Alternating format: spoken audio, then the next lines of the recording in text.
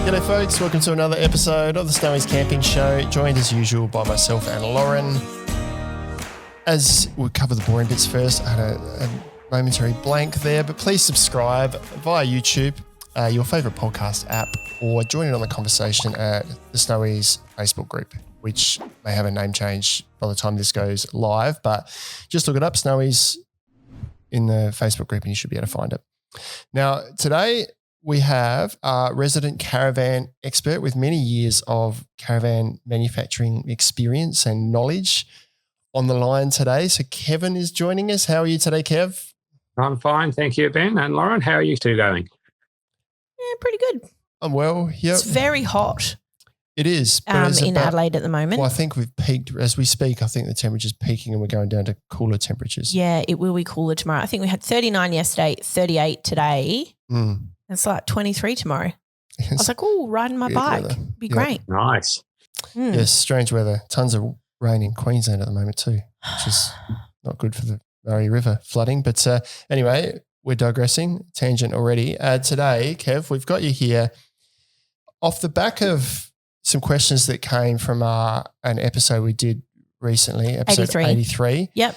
On the new LCC 27 transition gas valve fittings on gas bottles, and lots of people jumped in and asked questions and things that I wasn't aware of on caravan specific gas people were specifically asking for caravan info, weren't they? Yeah, so we thought we'll ask Kev. So Kev's walked in. I saw him walk in with a big page of notes, so I'm sure he's armed with a heap of answers from your wealth of knowledge on caravan gas systems, just caravan gas systems in general. So, Kev, let's kick off. The basics first. The very basics on how a caravan system is set up. Yeah. Or a gas system, not a caravan system. A caravan gas system is set up. Okay, well, a gas system in a caravan is basically a low-pressure system. So you'll have your gas bottles stored generally on the front of the caravan somewhere. Be a regulator attached to those bottles to reduce the pressure, and then the numerous junctions going off to each of the appliances in the caravan. So it's all low pressure, whereas some camping stoves will be high pressure. There's no regulator, but they do that just so they can keep things under control in the van. So your fridge, your stove, and any heaters you might have that run a gas, they're all low pressure. And that's basically it. It runs on a propane gas. People call LPG as a common term, and they're all LPGs, liquid petroleum gases. But propane is the gas that's used in caravans, whereas you'll find butane is used primarily in camping stoves, small portable camping stoves where you have a canister. Of course, you can also use isobutane, which is pretty much restricted to hiking. But in a caravan, it's all propane, and even though it's called LPG, it's still the same sort of stuff. But yeah, that's your basic system. That's how it's set up. I've learned something new already. I always thought it was liquid propane gas. Yeah, you were wrong. Because I was wrong.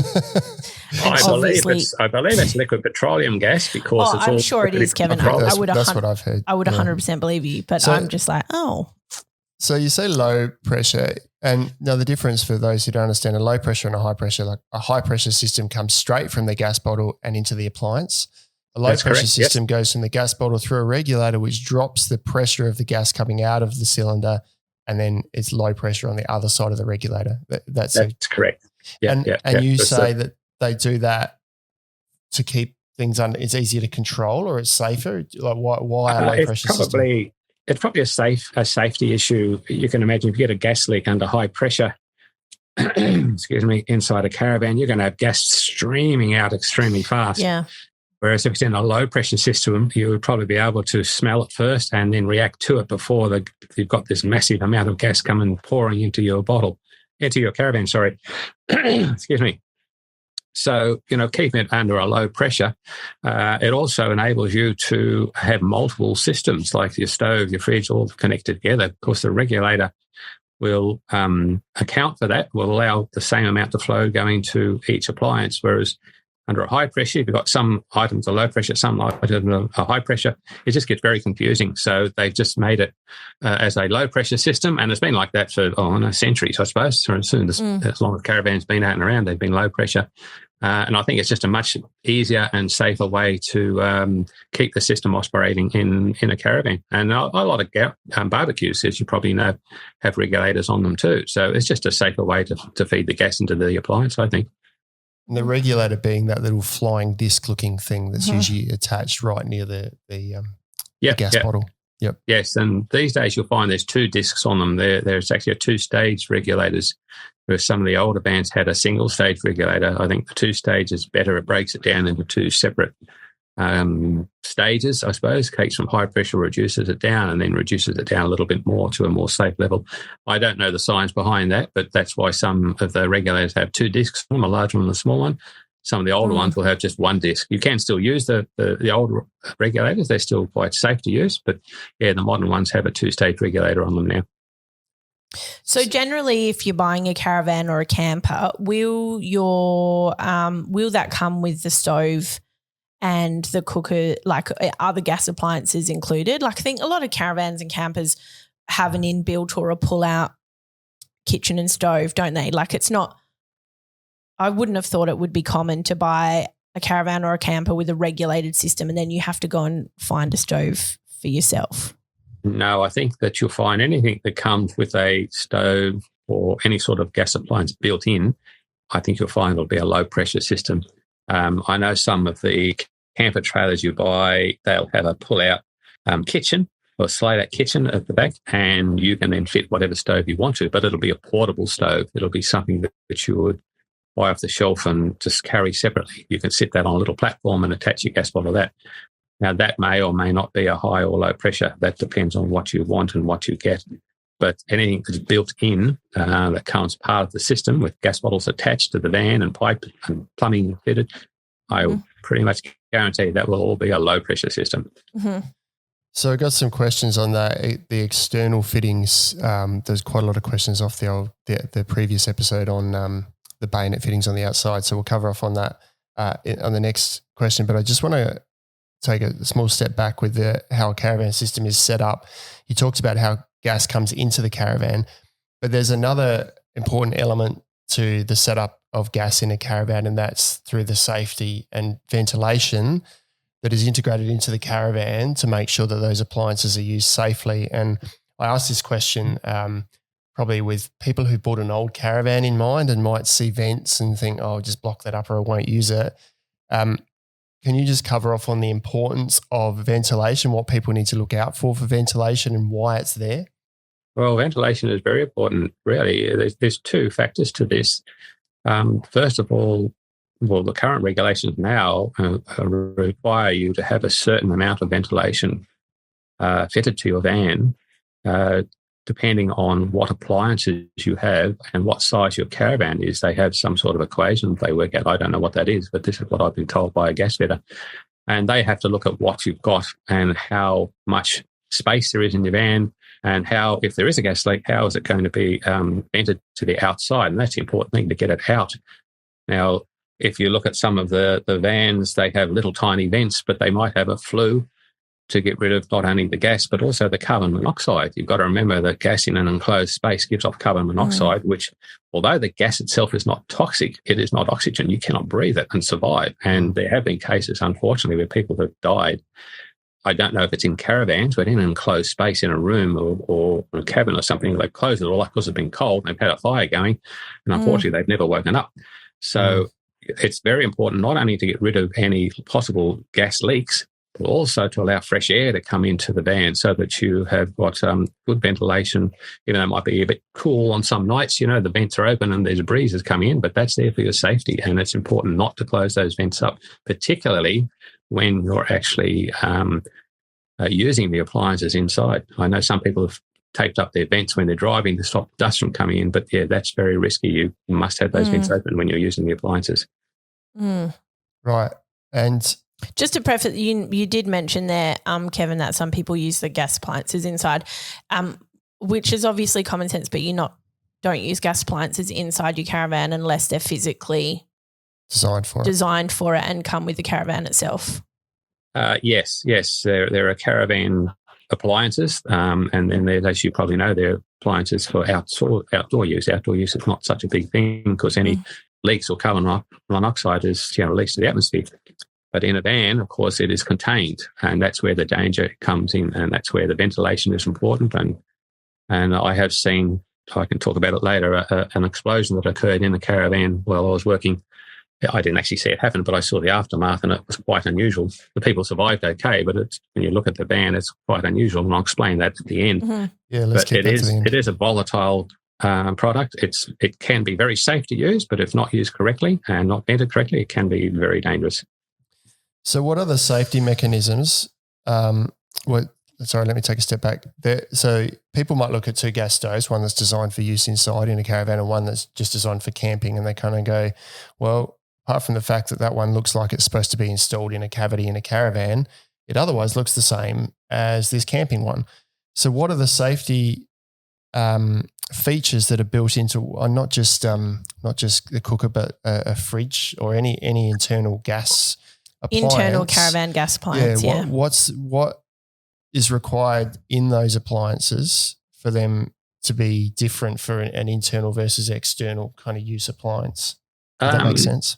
Well, yes. The main thing is that there is a flame failure device, which is, the proper term is a thermocoupling. That's the part.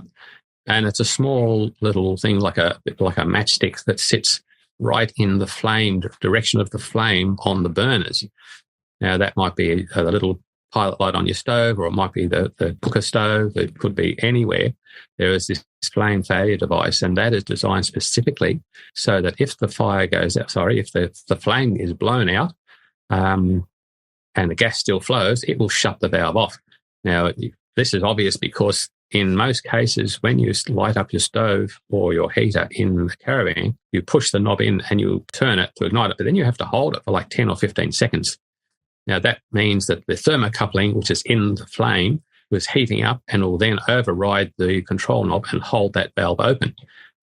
Right. So it will then continue to work. So if the flame goes out, and it only takes about 10 seconds, the thermocoupling will react to that, will cool down very quickly, and will close that valve off so that you can't accidentally have gas flowing without you being aware of it, because the wind has may have opened the door and a big gust of wind come in and blew the stove out, and you don't know because you're you've just got a pot of water on to boil while you're off doing some other activities. And of course you come in and you think, the flames go out, so you hit the igniter again. Well, you've just got a great pile of gas has come through and it's sitting all on the top of your stove, and suddenly there's this huge flash and your pot flies up through the air. So it doesn't take much. I've seen a fridge jump.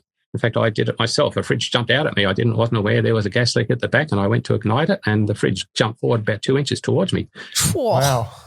With the flash, and everyone heard it and came running, and I was out of the van like a light. I thought, my God, what's going on? So, and then we realised that one of the pipes had actually cracked, and I wasn't aware of this. And of course, they were saying the fridge isn't working, so that I'll give this a try. Couldn't smell gas, and that's what happened. So it can happen very easily. Yeah, and you couldn't smell the gas, so obviously it's a very minor leak. It was still minor. has the potential to do that. Yeah, wow. Well, it was a matter of that I turned the gas bottle on, went inside, bent down, turned the gas knob on and hit the igniter. So it was no more than about 15 seconds. And there was enough gas there. It didn't ignite straight away, but eventually it did, probably after about 15, 20 seconds, and there was enough gas come out of that leak. It was actually a bigger leak than I thought. And, that fridge jumped out at the cabinet at me. Luckily, it wasn't worse than that, but, yes, that's what it did. Lucky you didn't wait any Crazy. longer. God, turn it on, go over your lunch and come back. It was quite a flash. So this is probably a good segue then, because you mentioned thermocoupler, which is one of the things that come up on the back of the LCC 27 episode that we did, where people were talking about external appliances and thermocouplers. So it sounds like a thermocoupler isn't something that's installed in the caravan system, but it's installed in the appliance itself, which leads us to questions and confusion around what appliances you can use external to a caravan, because we've always had, there's 2 or 3 stoves, I think, that we've always had that you could attach a bayonet hose to. Well, we've said that you could, because they're stoves that require low pressure or regulated gas, whereas your generic camping stove, like Kev's mentioned earlier, requires high pressure gas. Yeah. So you can't just take a high pressure gas camping stove and connect it to your caravan, even if you have the right fittings, because your caravan's not going to provide enough gas in order for the stove to function. No, I don't think it'll work properly. I really don't know what would happen, but it would actually be very difficult because I think the fittings on the stove are different between high pressure and low pressure, so you can't accidentally put one onto the other. It just grew on, and you soon realise you've got the wrong one. I know that there are sort of, you can get replacement bayonet hoses and stuff to be able to connect to your bayonet system, but but again, they would only work in a low pressure stove. Yes, that's correct. When there was the LCC27 changeover, we got an email from a couple of the suppliers of gas appliances to say that we were no longer allowed to recommend any of their stoves to be compatible with a bayonet gas system.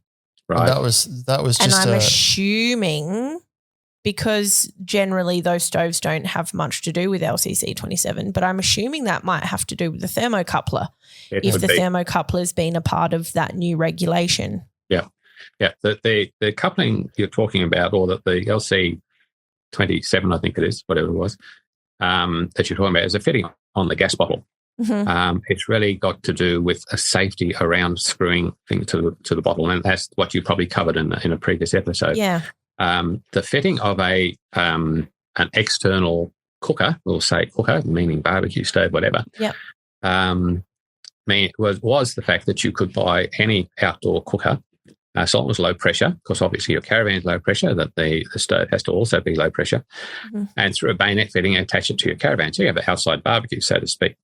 That, of course, have changed. Now all appliances fitted to a caravan, either directly or indirectly, i.e. through a bayonet, must have a thermocoupling or flame failure device, is what they often refer to. I think this is because, for a start, some caravans supply them with a external cooker, a little slide-out drawer, and out comes the stove, or a barbecue, this sort of thing. And because that's attached to the caravan and can be potentially used inside an annex, so once again, you've got an enclosed space, then I think that's why they have made the rule that all external devices fitted to a caravan must have these thermocouplings attached. So anything else that you've had before, I'm sure people are still using them, but they cannot supply them. I don't think a manufacturer can supply them anymore. I think they'll find that they'll all have to be a different model or have a thermocoupling attached to the existing models. I mean, it makes sense, really. If you're just a car camper, you're not going to be setting up your kitchen inside your tent and cooking inside your tent. You're going to be setting it up in a gazebo or, in an annex or a vestibule that generally isn't fully enclosed. Whereas in a caravan or a camper trailer, I would have thought statistically you're probably more likely to be wanting to either cook inside or within an enclosed annex. So, in most cases, yes, you would. But some people do like to cook outside, and I'm afraid my wife and I are one of them. We very rarely cook inside, unless it's really bad weather. We much rather have a little stove outside. We might have it under an awning or whatever, but we have it on a separate system. We don't have it attached to the caravan. And also we don't have it in an enclosed space. We don't have a full annex. We only have an awning. So in that regard, it's probably quite safe to do so. But I think, as I said, it's more the fact that the devices the appliances that are being supplied with the caravan, they have to have that thermocoupling on there. It's just a regulation they've made. They've probably foreseen potential danger in this, as I said, in an enclosed annex. So they've made it a rule that all devices attached to a caravan must have a thermocoupling on it. So for people to make themselves legal and upgrade their old system, they need to get a new appliance with a thermocoupler. You can't get something fitted to the caravan. It's the appliance that needs to have the thermocoupler. Well, it sounds like even if you are using something that isn't, I mean, we get a comment a lot that says, standards aren't laws or whatever. Yeah. Totally get that. Appreciate that. Cool. If you're using an old gas system and it doesn't have a thermocoupler and it isn't in line with safety things, like that's your choice. You're an adult. You can make that for yourself. But I'm assuming if you were then wanting to, because your stove's died or because your gas appliances died and you want to get something new, you won't be able to unless it has that flame failure / thermocoupler. But the questions come up a lot in relation to Webers, like baby cues and stuff like that, because you used to be able to connect them and now you can't. And is that because of the thermo? Yeah, it is. And I did do a bit of research before this, and I think Weber and Ziggy's and those, I think they're starting to bring out models, or maybe it's a standard. You may have heard, Kev, but I think they're bringing out models with that as a standard now, because the baby Weber Q in particular is a big product for the caravan industry. Yeah, of course. So it's in their interest to make sure it's got a thermocoupler. So. Oh, absolutely. I don't know if you can actually have one fitted. That's something you'd have to investigate with a company that fits gas appliances, I suppose. Not your caravan repairer, but someone that actually does deal with gas all the time. Whether or not you can have a thermocouple put in, but that means you've not only got to install the device next to the flame, but you've also got to put a different valve in it. Yeah. Now, that simply may not be compliant or may not be able to be fitted in an existing model. So at the end of the day, if you want to be compliant, if you want to be safe, then yes, you'd have to buy a completely new appliance.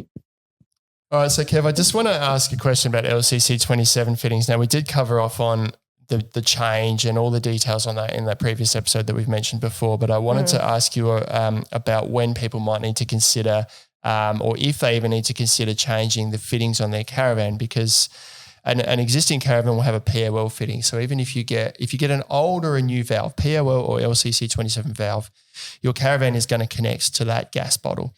So by that theory, you should never really need to update the caravan fittings unless some law comes in that says you have to fix it. But can you think of any instance where anyone would need to update or have that fitting on their caravan changed over to the new LCC 27 fitting? Not really. The only thing you would have to change would be the hose that went from the bottle to the regulator, because obviously your old hose will have a POL fitting. The new hose should have the LCC 27 fitting on it. That's the only thing you should change. The rest of the system, unless you've got damage in it somehow, or it's cracked or something's gone wrong, then there's no need to change anything at all. It's still the same gas, still everything the same. It's just that fitting that goes from the bottle to the regulator that you probably have to change that hose. That's it. Okay. I guess for new caravans, which should now, I think, have the LCC 27 fitting on it, just make sure you're getting the new cylinders, not the old POL. I guess it depends on when like if you're buying one off the showroom floor right now, I don't know how long ago the caravan would have been physically manufactured. And it would probably also depend on the stores of gas bottles that manufacturer has in stock. Yep. So I'd say maybe what was I think the total transition was April last year. There was a few years as a total transition for everything had to be done by April last year. As in manufacturing? Nothing manufactured after April last year. So, or 2022 for anyone who might be listening to this in the future. So realistically, a caravan manufacturer should either by now or soon have gone through POL stockpiles of stuff. Hopefully. Yes. There's probably 5 to 10 years of changeover with old things in the system. So maybe. So let's move on to gas system maintenance and care. What sort of considerations do you have to take as a caravan or camper owner to maintain and care for your gas system? What components of that would be user sort of serviceable or placeable, and what components or when would you have to take it into an actual dealer or service centre to get looked at? Well, really the system doesn't need much maintenance at all. The only thing I would suggest you do occasionally is perhaps get some soapy water in a little spray bottle and just spray all of the unions, all of the gas joints with the gas bottle turned on and all the appliances turned off. What you're looking for are leaks. Little bubbles may appear. Soapy water will create bubbles very easily, and just give them a good spray. And don't just spray it, look and walk away. Spray it, go away and come back again if it's not immediately obvious, because I've seen, you spray a union and it looks fine. You go around the rest of the van, you spray all those, look fine. You come back, you look at the first union sprayed at and it's covered in foam. It's got such a tiny leak that all these little tiny bubbles start to come out. You don't see it straight away. So spray it on the unions or anywhere that you suspect there might be a crack in the pipe. You might see a bit of stone damage. Spray that. And if there's any bubbles coming out of that, then the pipe is cracked or damaged. If your unions are damaged, you probably could try and tighten them if you can. If that's not working, then it needs to go somewhere professional, and they probably need to look at taking that union off and resealing it proproperly. What's a union? Is that just a join, a join, is connection? it? Yeah, okay. Join, any join, T-join, common union, what they call a common union, just a straight parallel joiner to extend the pipe. There are gas taps. Every appliance has its own isolating gas tap. Give that a little bit of a spray. You don't have to saturate your cover. Just give it a bit of a spray, make sure it's all covered, and then just leave it sit there for perhaps 30 seconds to a minute and just look at it carefully. If there's any bubbles forming, you've got a leak. If you can't fix that by tightening the nuts, then it needs to go somewhere it can be fixed properly. Right. Some people might have a go at fixing it themselves, but you've got to remember that the rules these days are that all gas fittings must be serviced by an appropriate licensed person. So that's what I would suggest you do. Take it somewhere where they can look at it, say, oh, look, there might be a crack in there. We'll take it out, put a new pipe in and fix the problem that way. Awesome. I think we've covered off on all the queries off the back of our last episode. Yeah, I think so. I've learned a bit. Me That's too. Cool. I've got some things I'm going to tell friends that've got a secondhand caravan to say, just listen to this episode before you do that. The thing, just talking about certification, apparently, from what I have read, if you sell a caravan, even though it might be an old one, has a current system, it has to have a current certificate. So if you're selling an old van, you may need to get someone to come in and inspect the system and make sure it is correctly installed. That's pretty cool. A certificate. And I guess if you're someone who's looking to buy a van, bear that in mind to see if whoever's selling it to you does have a current certificate. Yes, yes. A brand new van should be fine, but a second-hand van, particularly an older one, this is a regulation. You may choose to or not to follow that. But what it's supposed to do, this is what I've been reading on forums and on websites, is that the all vans sold second-hand must have a current certificate, and it lasts for only 3 months. So it's got to be done prior to selling. No more than 3 months. Yeah. 3 months, like you say, a caravan system, a gas system in a caravan doesn't need maintenance, but a certificate of compliance lasts 3 months. Well, don't think you're selling it. So you might have a caravan that's 20 years old and you don't really need a certificate for it. But if you sell it, you're supposed to have the certificate issued within 3 months of selling the van. Okay. All right. That makes sense. Okay.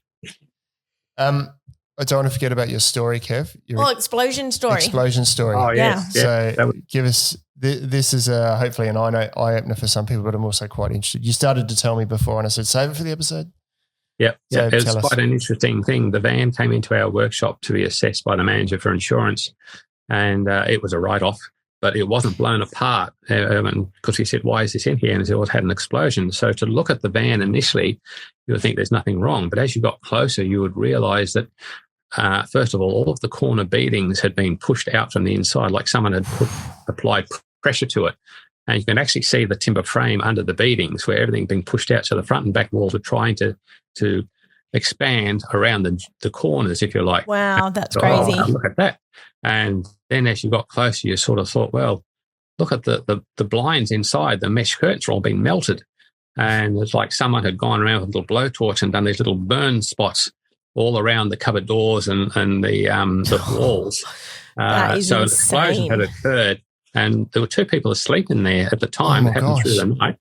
And luckily they survived. They weren't badly injured. They had a bit of a sunburn on their face and they lost their eyebrows and eyelashes and part of their hair. Woken with a shock as well, I would think. Oh, yeah. But I think what saved them was because it was a pop-top, the pop-top sleeve blew out and most of the blast went out through the pop-top sleeve.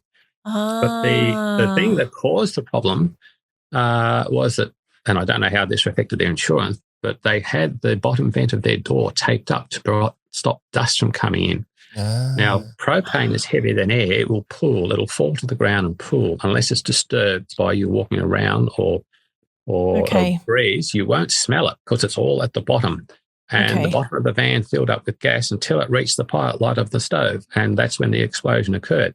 Holy moly. These people were very, very lucky.